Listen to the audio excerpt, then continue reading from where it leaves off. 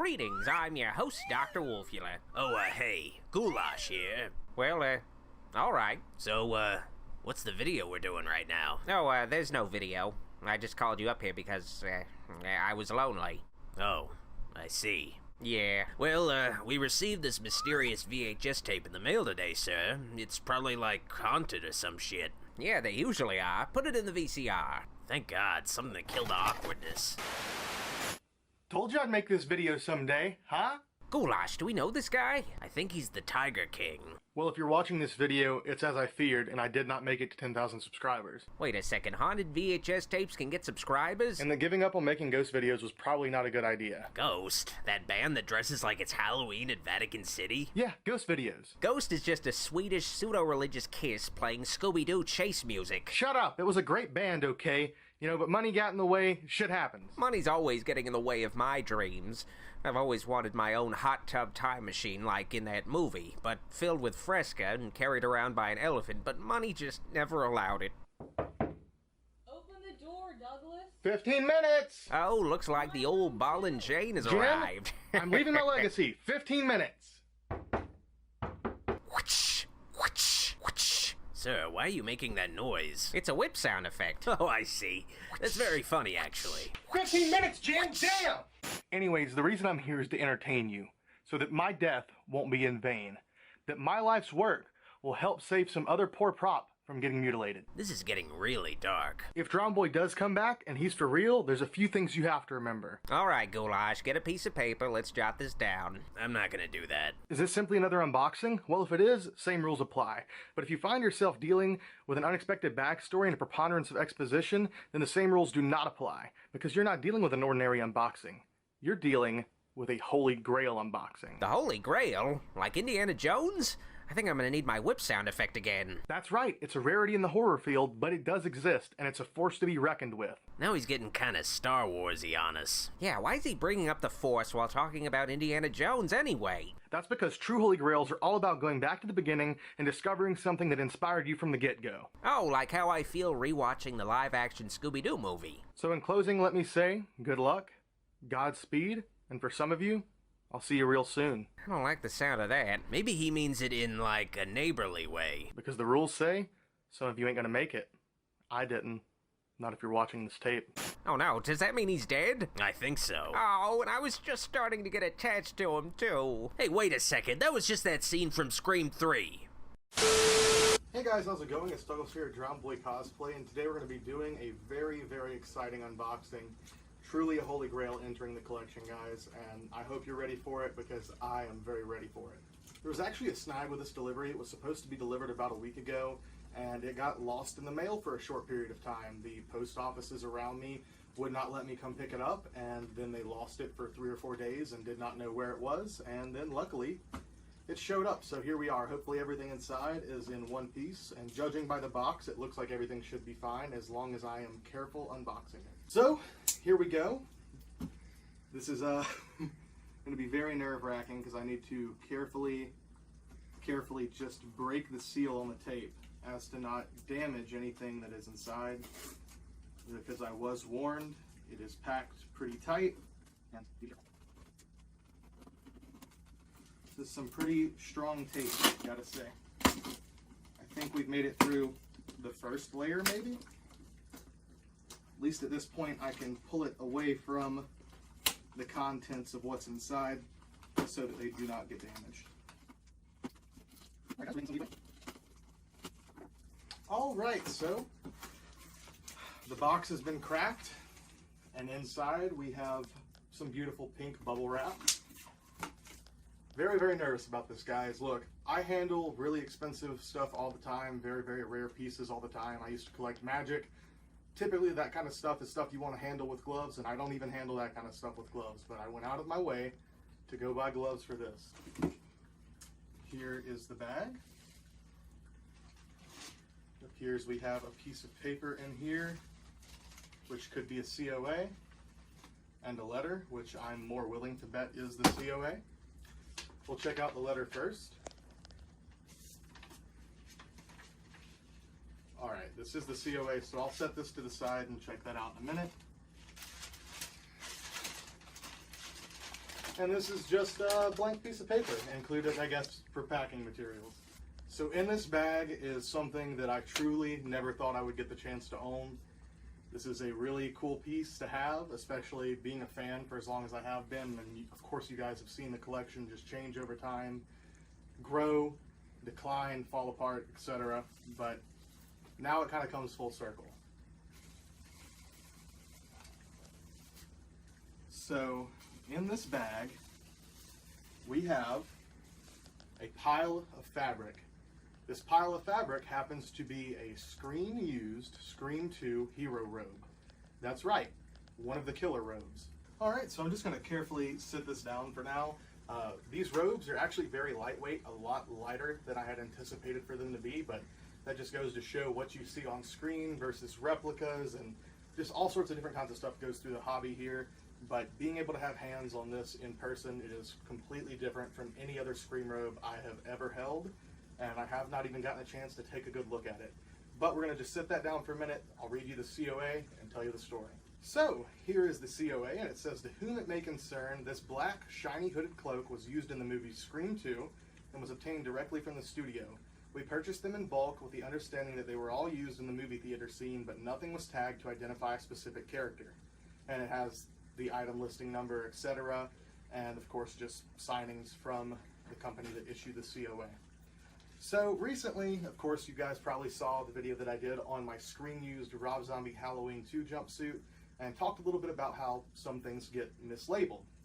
Well, this is actually a pretty interesting story, because this was something that was not directly mislabeled, but also was not completely labeled to be what it was.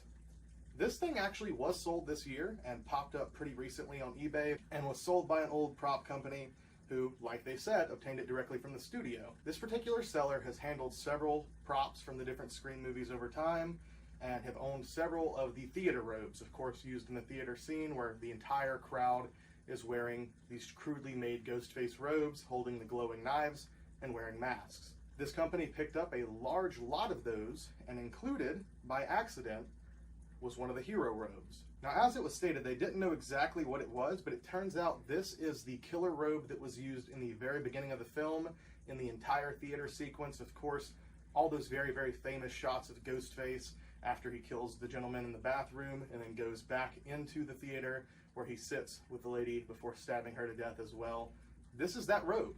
This is that very robe. Of course, also, this happens to be one of the robes used in the scene with the two Ghostface characters pissing in the urinals. So, just used in some very, very funny, famous scenes in the film. So yeah, pretty awesome to be able to own something like this, one of the actual killer hero robes from the original trilogy. And out of all the sequels, Scream 2 is my favorite. I believe it stays truest to the original, and of course that theater scene is just awesome. Alright, so there you have it, guys. Just a pretty awesome piece of movie history, and of course, being from one of my favorite franchises, this has got to be one of my favorite pieces in the collection, and if I have my way, this thing will be displayed in a very awesome display that I can't wait to show you guys. So, I guess at this point, I'm going to go ahead, get that display ready, and I'll show you guys some shots of it. Love you all. Thank you for watching. See you next time. Hey guys, how's it going? So I'm going to go ahead and give you a little bit more information on this robe that I totally forgot to mention in the original cut of the video because I was so excited and so filled with euphoria that I just completely forgot to mention a whole lot of stuff. I want to give a huge shout out to Paul J. Vick for tagging me in the original post where this thing went up for sale. I remember seeing it and I was like, there's no way that I'm ever going to be able to own this thing. It's so expensive. It's just not going to happen. No way is it going to happen. And it did. Well, a certain case of right place, right time, right amount of money, and I was able to strike out a deal for this thing, and now here it is in this display case. So I have some pretty big things in mind for this display. Number one, hopefully I can get a larger size of the stab poster that's in the background and get one to kind of go behind the entire character.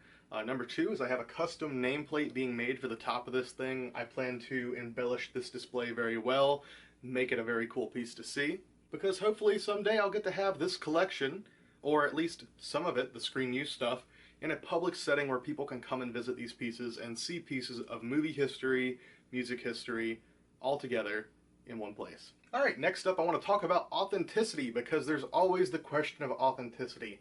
In the last video that I did for the Scream Use Myers jumpsuit and knife, I had quite a few people asking, how do you know it's real? How do you know it's real?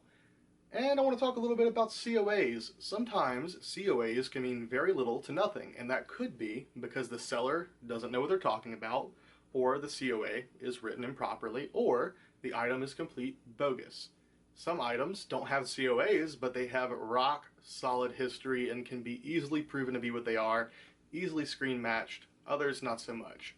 This piece in particular can actually be easily authenticated because of the type of fabric that was used. You see, there's been this long-standing debate over what fabric was used in the Scream movies and the robes, and a whole lot of people have been looking for the accurate fabric for years, literally since the movie came out. And the information that we have at this point in time in which I can share is that that fabric is long out of production. You will not find it. Highly, highly, highly unlikely, unless you found some vintage stock of this stuff tucked away in some fabric store somewhere. It's not going to happen. Because when the first Scream movie was being produced, this stuff was already out of production. In fact, the production team bought up the last bit of this stuff to use for the movies. Scream 1, Scream 2, Scream 3, all cut from the same cloth. And even a couple robes from Scream 4. So, this original fabric was a blend of cotton and lurex and has been, like I said, long, long out of production. Well, they bought up every bit of it that they could find and used it to make all the robes for the entire franchise, like I just mentioned. And then we get to Scream 4 era, of course being the odd one out, not part of the original trilogy. Nate Reagan, a huge super fan, actually tried to help them find some, and I think he found some that was either super, super close or was the exact fabric, and it was a very, very small amount, only enough to make 2 robes, in fact. So, small known fact, there actually were sparkle robes used in Scream 4. I think there were only, like I said, 2 of them, and then there were like 10 of the regular black cotton material. I also want to say, out of anything that you could have from your favorite horror movie, I want to ask you guys, what means the most? Is it a mask? Is it a knife? Is it wardrobe? Or is it the provenance of the piece? For instance, to me, having the robe is cooler than having the mask, because the mask and the knife that Ghostface uses were already pre-existing items, of course being a Fantastic Faces, or in this case a Fearsome Faces, and of course the Buck 120. Well, the robe was not pre-made. This was something specifically made for the production, specifically made for Scream. So out of anything else you could have, to me it feels like this would be one of the most important and most special pieces, considering it is truly unique to this film. And guys, trust me, I cannot believe that I own this thing. I'm so fucking blessed, because this stuff is really hard to come by. I think out of the original trilogy, there's only 2 robes from Scream 1 known to exist. There were only 2 from Scream 2. This is now the 3rd one that has popped up. And I think there's only 1 from Scream 3, and it's actually the one that Roman wore at the end of the film, which has the bullet holes in it. And most of those are in the hands of private collectors. Like, we already know the people that have them, those being Nate and Corey. This actually came from one of those gentlemen, and Corey, I am forever grateful that you would be willing to sell me this thing, because this is my holy grail. To have the killer's robe, to have one of the silver robes, as Wes Craven used to call it, has been a dream of mine for quite a while. I also have a couple COAs coming for this thing soon, one coming from Nate Reagan just to verify, you know, hey, this is it, this is authentic. And Nate is the guy, he knows his stuff in and out for sure. And the other person is Cynthia Bergstrom, the person who actually designed the costumes for Scream 2. I'll be getting a handwritten COA from her hopefully soon, and I'll be able to have that displayed alongside the original COA and my signed Wes Craven picture. Well guys, there you have it. Hope you enjoyed the video. I'll be sure to give you guys some close-up shots, and don't forget to like, subscribe, and share the video. Love you all. See you in the sequel.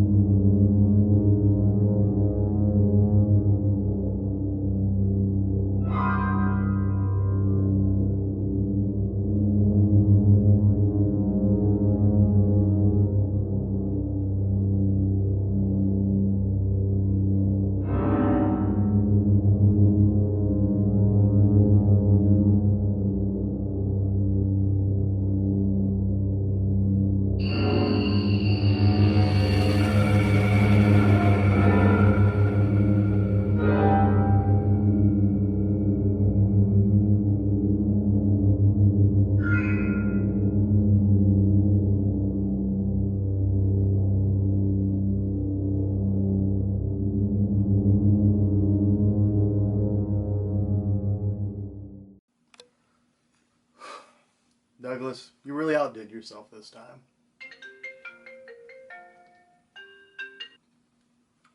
Hello? Hello, Douglas. Hey, who is this? You know who I am, and I heard you have something that belongs to me. Look, no way. I bought that fair and square. It's mine now. If I don't get that robe back, I won't be able to do my work. Look, nobody's getting anything back until I get what I deserve. 10,000 subscribers. Oh, you're gonna get what you deserve, believe me. Yeah, right. Ah!